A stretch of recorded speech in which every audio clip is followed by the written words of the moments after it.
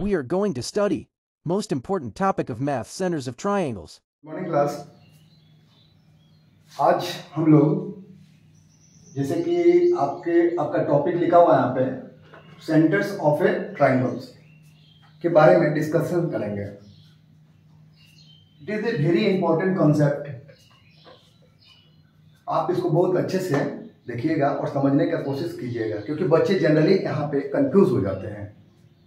बच्चों ने सुना तो होता है बट वे कंसेप्ट को लेकर कंफ्यूज में होते हैं। आज का ये वीडियो आपके इस सारी कंफ्यूजन को दूर करने के पर्पज से बनाया जा रहा है।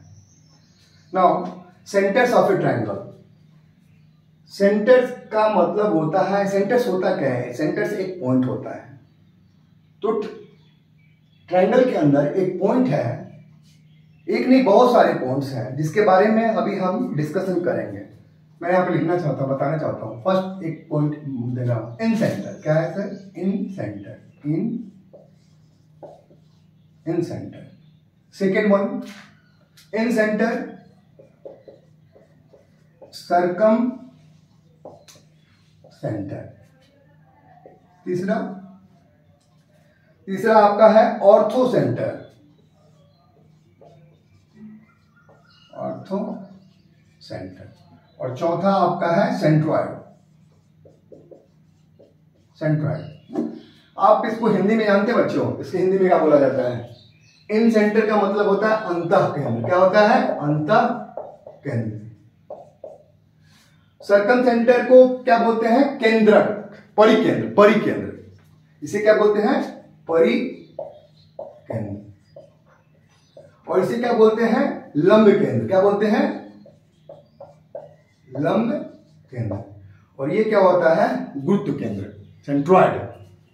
ठीक, तो ये वेरी वेरी इंपॉर्टेंट टॉपिक है और वेरी वेरी कंसेप्चुअल्स है और बहुत सारा कंफ्यूजन के साथ भी है।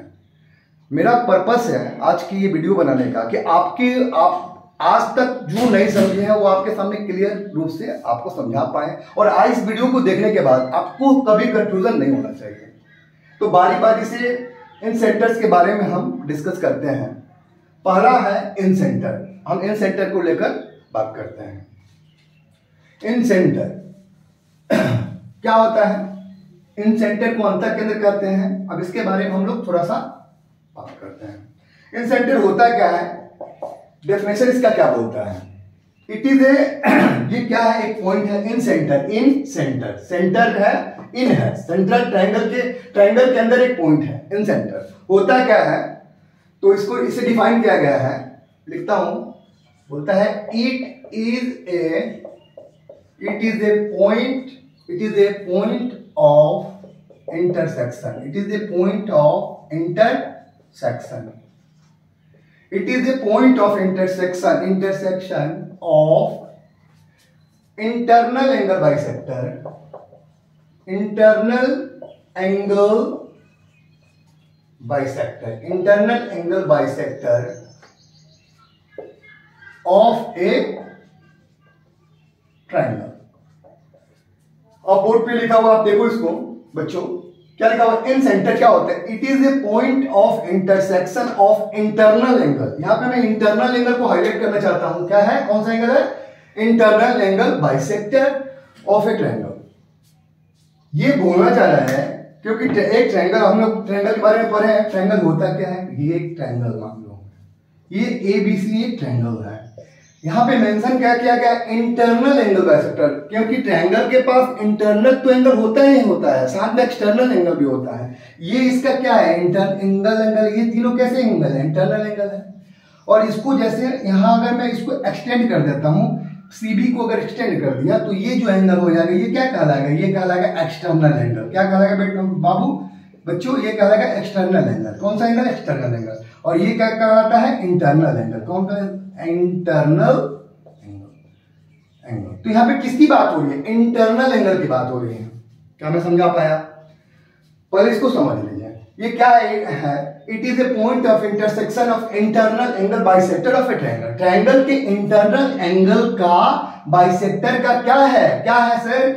ये इंटरसेक्शन इंटरसेक्शन एक पॉइंट है, आप समझ पा रहे हैं। अब मैं इसको दिखाना चाहता हूं। देखिए, आप देखिए ध्यान से, डेफिनेशन ऊपर लिखा हुआ है। अब इसके रिगार्डिंग मैं एक ट्रायंगल बनाता हूं। ये रहा ट्रायंगल ABC, एक ट्रायंगल बना दिया, ठीक है। अब इसके इंटरनल एंगल, ये एक एंगल हुआ, ये एंगल हुआ और ये एंगल है, ये सबको आता है। तीनों का तीनों कैसा एंगल है? Internal angle. मैंने क्या लिखा है? It is a point of intersection of internal angle bisector of a triangle. हम क्या करेंगे? इस एंगल का बाइसेक्टर खींचेंगे। शायद आपको पता होगा एंगल का बाइसेक्टर क्या होता है बेटा।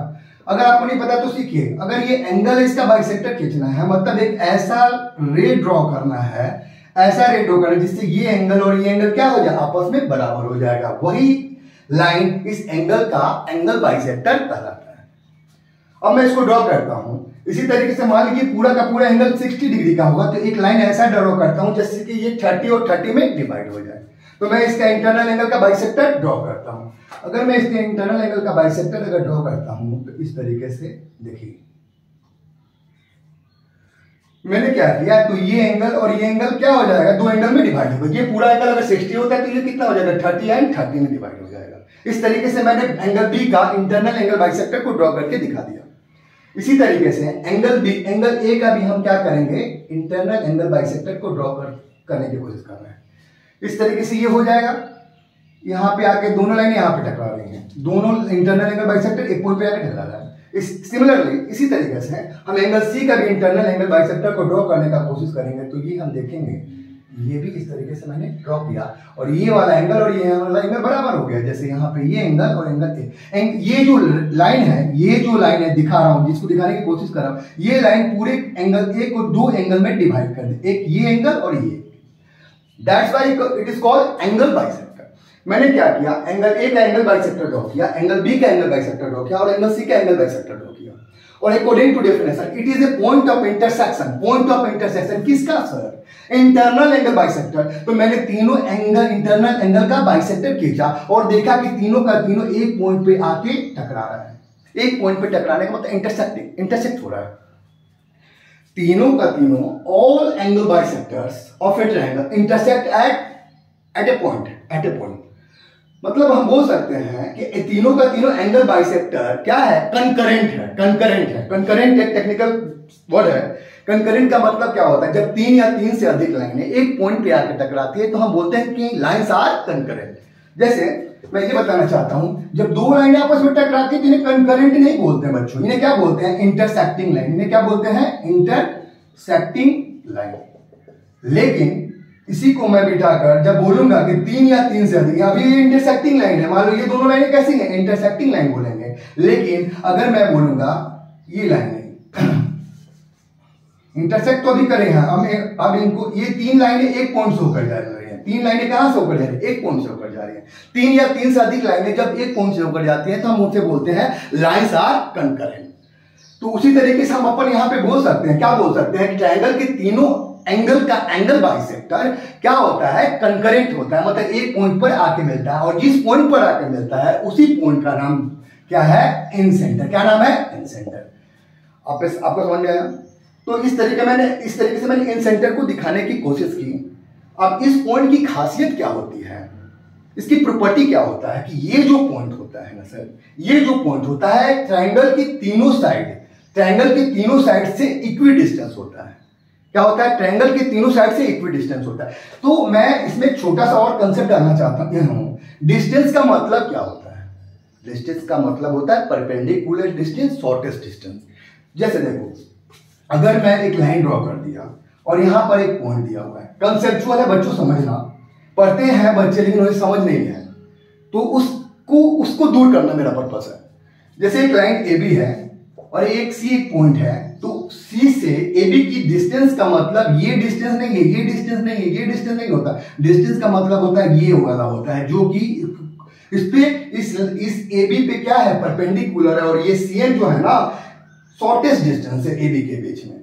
आप समझा पा रहे हैं? आप इसको समझिए। इसी तरीके से मैंने क्या बोला, दिस पॉइंट, इसका नाम बोल दिया, क्या बोला सर, इन सेंटर। क्या है, इन सेंटर, ट्रायंगल का इन सेंटर है। This point is equidistance from the all the sides A B B C and A C से इक्वी डिस्टेंस हो। तो डिस्टेंस का मतलब क्या होता है सर, परपेंडिकुलर डिस्टेंस। इसका मतलब क्या है, अगर मैं यहां से क्या करूं, एक परपेंडिकुलर ड्रॉ करता हूं।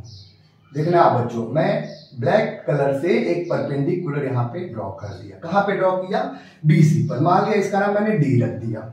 इसी तरीके से मैं क्या करता हूं, यहाँ पे एक परपेंडिकुलर इस पे या ऐसी पे एक परपेंडिकुलर ड्रॉ करने की कोशिश कर रहा हूं। यहाँ परपेंडिकुलर मैंने इसका नाम ई रख दिया। और इसी तरीके से मैं इस ए बी पर भी परपेंडिकुलर ड्रॉ करने की कोशिश कर रहा हूं, डी ई, और इसका नाम मैंने क्या रख दिया, एफ। बोलता है, इसकी प्रॉपर्टी है कि दिस पॉइंट कौन, what, this point I is equidistance from the all the side. तो ये जो आई एफ, आई डी और आई ई क्या होना चाहिए, बराबर होना चाहिए, क्योंकि ये बोलता है incentre is equidistance from the sides of a triangle. मतलब इस साइड से और इस साइड से क्या होगा, बराबर दूरी पर होगा। तो मैं बोल सकता हूं, क्या बोल सकता हूं कि आई डी बराबर आई ई बराबर आई एफ।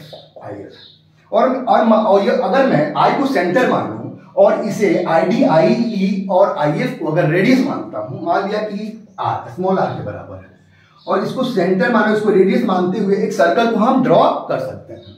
अगर मैं एक सर्कल को ड्रॉ करके दिखाना चाहूं, यहां पे देखना बच्चों ध्यान से, तो क्या ऐसा सर्कल बनेगा, वो सर्कल यहां से भी जाएगा और वही सर्कल ई से भी जाएगा, और इसके साथ जब मैं इसको बढ़ाता हूं तो वही सर्कल किस पॉइंट से, डी से भी होता हुआ चला जाएगा। क्या आप देख पा रहे हैं, देखिए आप ध्यान, कितना खूबसूरत सर्कल डिजाइन किया जा रहा है। किसके लिए बच्चों, आपके लिए आया है यूट्यूब पे। अब देखो आई, ये आई है, वेरी वेरी इंपॉर्टेंट कंसेप्ट, आप समझने की कोशिश करिएगा। मैंने क्या किया, ये मैंने आई मींस व्हाट, इन सेंटर को फाइंड आउट किया।